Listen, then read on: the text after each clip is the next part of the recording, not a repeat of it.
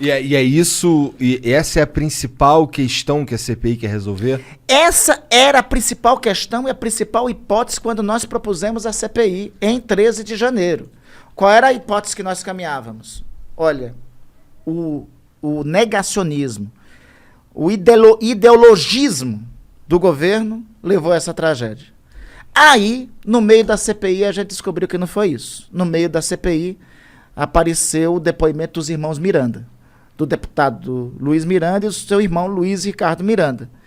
E aí nós começamos uma outra vertente de investigação, porque nós começamos a descobrir que a causa principal de nós não termos ampliado, nós não termos contido a pandemia aqui, foi a velha e boa corrupção, que está presente no patrimonialismo brasileiro há muito tempo. A velha e boa, desculpa aí, a velha e má e péssima corrupção, né? Que está presente no patrimonialismo brasileiro há muito tempo. Foi isso que nós descobrimos, que foi a responsável. Mas como que assim descobriram? O que rolou? O que descobrimos no realmente? Depoimento, nós começamos a ter um indício de que tinha algo mais do que negacionismo. Quando nós começamos a ter esses indícios? Chegou à CPI um inquérito de uma empresa chamada Global, que é uma empresa vendedora de medicamentos. E junto com essa empresa, com a Global, tinha uma outra empresa que os sócios da Global eram sócios dela também. O nome dessa outra empresa, Precisa. Esse inquérito estava ocorrendo no âmbito do Ministério Público Federal, né? E quando nós vimos Precisa no âmbito desse inquérito, aquilo nos chamou a atenção, porque uma das vacinas que estava sendo anunciada a contratação, a intermediária da vacina era essa empresa. Isso nos chamou a atenção. Os técnicos da CPI me acionaram e disseram, olha, neste inquérito está faltando um depoimento. Está faltando um anexo. Qual era o anexo? Era o depoimento de um servidor que tinha prestado depoimento no âmbito deste inquérito, informando que houve favorecimento para essa empresa, que existia favorecimentos para essa empresa no âmbito do Ministério da Saúde. Foi Quem isso era o que servidor? chamou a atenção na Precisa ou foi o fato da Precisa Foi isso existir? que chamou a atenção da Precisa. Foi esse fato aí determinado que nos chamou a atenção para a Precisa. Entendi. Aí nós pedimos da procuradora o anexo. O anexo era o depoimento em vídeo de quem? Do Luiz Ricardo Miranda.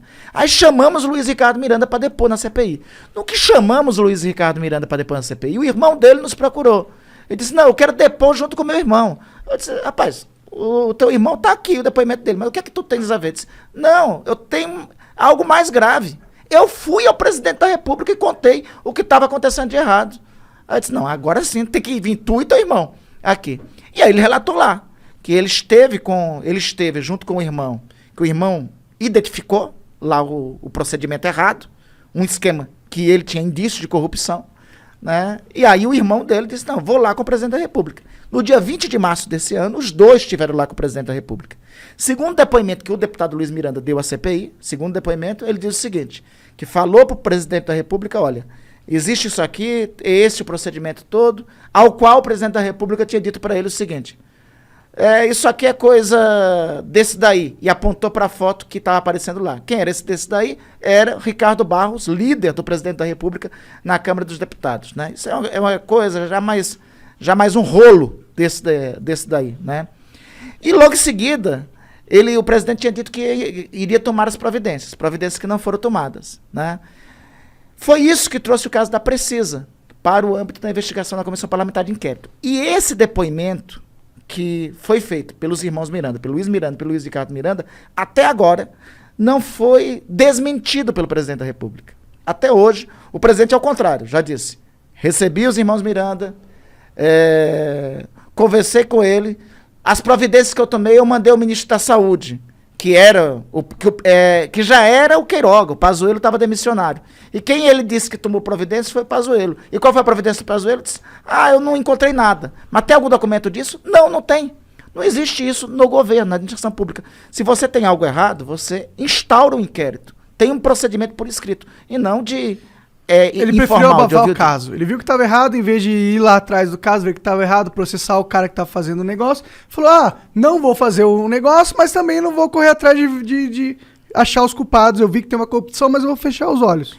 Isso na administração pública é crime. O nome desse crime é prevaricação. Né? O agente público o agente público diante de um ilícito tem a obrigação de tomar providências. Não tomando, ele incorre em outro ilícito, que é o crime de prevaricação. Este é o crime de prevaricação, por exemplo, que tem um inquérito agora instaurado no Supremo Tribunal Federal em relação ao presidente da República. Mas aí, a gente pensava que era só o caso da Precisa? Não. Puta aí merda, começou hein? a surgir uma... Aí, de repente, aparece para nós, surge a notícia.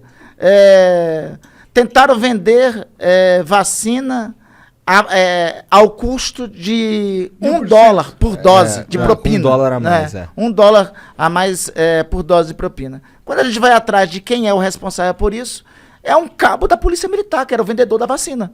Um cabo da Polícia Militar da Polícia Militar de Minas Gerais, que não tinha vacina. Ele não tinha vacina para entregar, não tinha vacina para vender, né? E ele relatou que participou de um encontro com o diretor de logística do Ministério da Saúde, onde o diretor de logística fez a oferta para ele da propina. Chegou a falar da oferta de propina para ele. Caralho. E ele depois... E aí, depois disso, ele chegou a encontrar com o secretário executivo do Ministério da Saúde, o senhor Elcio Franco. Elcio Franco era o secretário executivo de Pazuello. Esse nome se repete várias vezes. Ele reúne com essa intermediária de vacina chifrinha, essa intermediária folclórica de vacina, né? Essa World, não sei o que. Não, essa primeira é a Davat. Tá. E depois o Elcio Franco faz uma reunião também com essa tal de World Brands, que é essa que é a importadora de produto erótico, que estava querendo vender vacina para isso. Né? Então, a gente começa a encontrar uma série de outros casos. Aí a gente vai mais a fundo, descobre que tem superfaturamento na entregadora de vacina, que é a VTC Log, que é a empresa distribuidora das vacinas e dos insumos. Tem um contrato lá que teve um reajuste de 120% nessa empresa. A gente vai mais adiante nos depoimentos, aí descobre que tem superfaturamento nos hospitais federais do Rio de Janeiro. A gente vai mais adiante nas informações, aí descobrimos que houve uma contratação de máscaras no começo da pandemia ali, pelo mês de abril ou de maio, com um ágio, com um superfaturamento de quase 120%. Enfim. Quanto mais tu procurar, mais tu vai achar, cara.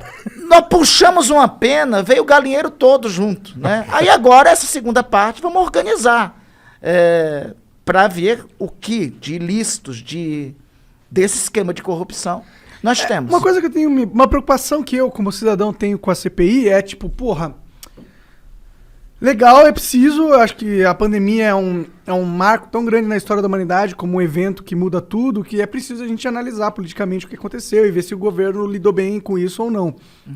O que me preocupa é o como isso é feito de arma para atacar o Bolsonaro, que tem os seus motivos para ser atacado e que tá fazendo as merdas lá, mas também que não é a única raposa no galinheiro, quando a gente fala de governo. Né? Monark, eu gostaria que não tivesse CPI. Tinha outra instituição que podia estar fazendo esse serviço que nós estamos fazendo. Essa instituição era a Procuradoria-Geral da República. Porra, mas o cara lá é amigo dele, porra. Pois é, mas amigo isso aqui não podia, né, Igor? É amigo do amigo. Isso aqui não podia. Porque, olha só, o que é que diz a Constituição? Né, a lei que todos nós devemos seguir. Que o Ministério Público Federal, e no caso a Procuradoria-Geral da República, é o titular de direitos difusos e coletivos e é o responsável por investigar quaisquer formas de ilícitos. Né? Então, há algum tempo, o Procurador-Geral da República, como é que era escolhido o Procurador-Geral da República? Os procuradores indicavam 3 nomes e o presidente da República escolhia um dos 3. Isso dava... De preferência o primeiro da lista. Preferência em vários momentos foi o primeiro da lista. Né? Isso em diferentes governos. Governos do PT, governo Temer. O Temer não escolheu o primeiro da lista, mas escolheu um dos 3. Né? Isso dá ao procurador uma independência, porque ele não fica devendo poderes, não fica devendo favores, melhor dizendo, ao que nomeou ao presidente da República. Ele fica devendo à instituição, aos procuradores da República que escolheram. Sim. O que ocorreu que essa tradição, isso não está na lei, a indicação da lista tríplice. O atual presidente rompeu essa tradição. E o que aconteceu? Por que tem a CPI? Porque se a Procuradoria-Geral da República tivesse cumprido o seu papel, tivesse feito o serviço, né, não precisaria ter a instalação de uma comissão parlamentar de inquérito, porque a investigação estava em curso. Mas o que foi feito assim no âmbito da Procuradoria-Geral da República? Se voltou somente pelos erros, e existem erros que tem nos estados, e não são pouco não, tem muito, está fazendo certo nisso, mas tinha o pau que bateu no Chico, tinha que bater no Francisco também, tinha que apurar esses esquemões que estavam no Ministério da Saúde, né? Então, se não tivesse CPI, nós não chegaríamos a isso. Veja, Monark, quando começou a CPI, eu estou dizendo aqui para vocês, a gente não estava com a hipótese de corrupção. A corrupção apareceu na CPI. Os irmãos Luiz Miranda, nós encontramos a história, eles vieram, nós os convocamos na CPI, lá eles contaram. As histórias que estão aparecendo, elas foram descobertas e não estava sequer na hipótese primeira do que nós estávamos investigando. Mas eu sinto que esses casos de corrupção, pelo menos esse dos irmãos, ele não aponta para um o Bolsonaro é corrupto. Ele aponta, porra, a gente tá vivendo num sistema onde a corrupção é praxe, e eu acho que todo governo que tiver vai ter gente em vários escalões diferentes tentando fazer corrupção. Não quer dizer que o Bolsonaro não seja corrupto. Perfeito. Mas existir corrupção no governo dele não é 100% só culpa dele, porque os agentes, eles são capazes de serem corrompidos independente do presidente. Isso de antemão já inclusive contraria o que o presidente originalmente dizia ou disse, que não tinha corrupção no governo dele, né? Mas veja só, neste caso concreto, o presidente sabia da corrupção. Ele foi noticiado no dia 20 de março da corrupção. Não tomou a providência devida sobre o esquema de corrupção existente. Alguns até argumentam o seguinte: não, mas não foi pago. Olha, meu amigo, a nota foi empenhada. Para quem não conhece a administração pública, empenho significa vou reservar aquele dinheiro para te pagar, né? E não era pouco dinheiro, era 1 bilhão e 600 milhões de reais. Para fazer a máquina estatal reservar essa quantidade de grana, o negócio avançou em certo nível. Exatamente. Não, mais que isso. Tinha um recibo de um pagamento antecipado de 45 milhões de dólares. Caralho! Né? Esse recibo de pagamento antecipado só não foi executado porque o danado do servidor, o tal do servidor, o Luiz Ricardo Miranda, disse: não, isso está errado. Salve, Luiz Ricardo. Obrigado. A gente tem um pleito de gratidão a Luiz Ricardo Miranda. Ele que aponta e ele que vai ao presidente da República. Aí depois o nome dele chega na CPI. Aí suspende o negócio. Tanto é, eu achei muito engraçado o governo dizer: não, nós não encontramos. A CGU fazer uma declaração que eu achei até hilária essa semana, a Controladoria Geral da União, dizendo: olha, nós não encontramos nenhum elemento de corrupção, mas mandamos cancelar o contrato. Ora, se vocês têm tanta convicção que está tudo certo, tudo resolvido, por que vocês mandaram cancelar o contrato? Se está tudo certo, tudo resolvido, por que a empresa lá da Índia, a Bharat Biotech, cancelou o contrato com a intermediária daqui, que é a Precisa? Né? Eu tenho todos os elementos, indicam que Luiz Ricardo foi quem apontou primeiro, a CPI identificou, o escândalo veio, e aí o pagamento não ocorreu. Mas o pagamento estava na boca do caixa. Você colocar 1 bilhão na nota de empenho, era para fazer já o pagamento.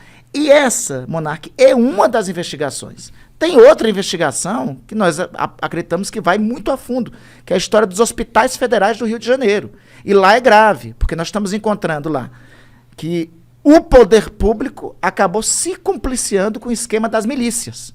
Caralho. Aí lá é um negócio mais grave que nós, nessa, o pessoal está chamando assim, né? Nessa segunda temporada da CPI, pretendemos aprofundar a investigação. Caraca, que doideira, cara. Nossa, deve ser um... Por isso que tu fica recebendo as ameaças aí. Eu vi que tu andou pedindo aí pros caras... Escoltar armado? Chegou coisa no teu telefone, não foi? Chegou várias. Mas seguinte, eu nem, assim, eu até brinco, quando eu estou em Macapá, assim, a minha maior escolta é andar com Gabriel e Thaís, que são meus filhos, entendeu? Uhum. Então, eu nunca... Porque eles andam armados até os dentes? Depois de nós dar uma olhada lá no perfil do Gabriel e Thaís, eu tô muito mal de segurança, se depender só dos dois, entendeu? Se depender só do Gabriel e da Thaís, e Gabriel, Thaís e do Antônio Gabriel, que é o meu neto, que eu também já sou avô, né? Então eu tô muito mal de segurança. Então, as primeiras que teve, assim, eu acho que eu lido bem com isso. Eu recebo, quando não faz ameaça diretamente, quando é só xingamento, só bloqueio. Mas quando aí começa a partir para ameaça, eu não sou de andar com escolta, não sou de andar com segurança, tenho uma aversão a isso, me resigno em relação a isso, mas se você fez uma ameaça a alguém, isso é crime, conforme o Código Penal, e você tem que responder por esse crime como está no Código Penal. Senão, a vida civilizada acaba, né? Eu chego aqui assim, olha, faz uma ameaça. A ameaça não é algo simples, né? Uma ameaça, você está atentando contra você está ameaçando alguém de tirar a vida de alguém. Você está ameaçando de agressão a alguém. Isso é crime e aí tem que ter a providência no âmbito da investigação. Essa história de andar com segurança nunca foi do meu... Nunca andou? Feitio.